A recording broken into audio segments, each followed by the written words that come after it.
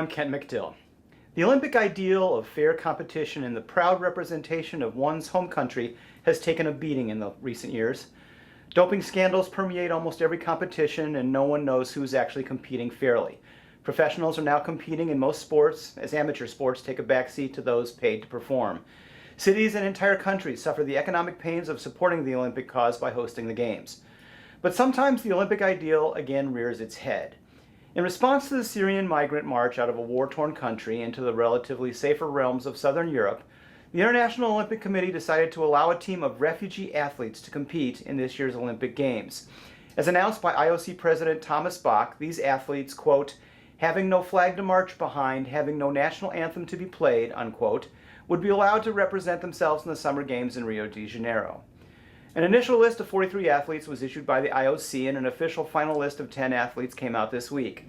It includes a judo master from the Democratic Republic of Congo living in Brazil, and a taekwondo master from Iran living in Belgium.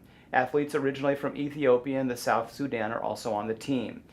Without question, the most stirring part of the Olympics is the opening ceremonies, when all of the athletes representing all of the countries march into a stadium behind a flag bearer holding the drapery that bears the symbol of that country. This year in Rio, the immigrant team will walk in behind the Olympic flag with the 5 colored rings. They'll be the next to last team to march, preceding the hosting country team from Brazil. The IOC, in what has to be considered the best decision it has made in decades, said the refugees, quote, will act as a symbol of hope for refugees worldwide and bring global attention to the magnitude of the refugee crisis, unquote.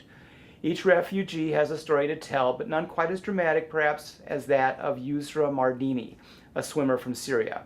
She and her sister fled Damascus to Beirut, then reached Turkey, where they paid a human trafficker to let them join others on an inflatable raft to get to the Greek island of Lesbos last year. During the trip, the boat began to sink, and Mardini and her sister swam for 4 hours, pulling the dinghy filled with the other passengers behind them. Mardini applied to compete in the Olympics, but she could not represent Germany, and Syria was not going to support an athlete who left the country.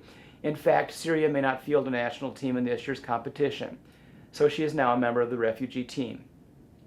If the Olympics no longer interest you, this summer's event might be worth a second look.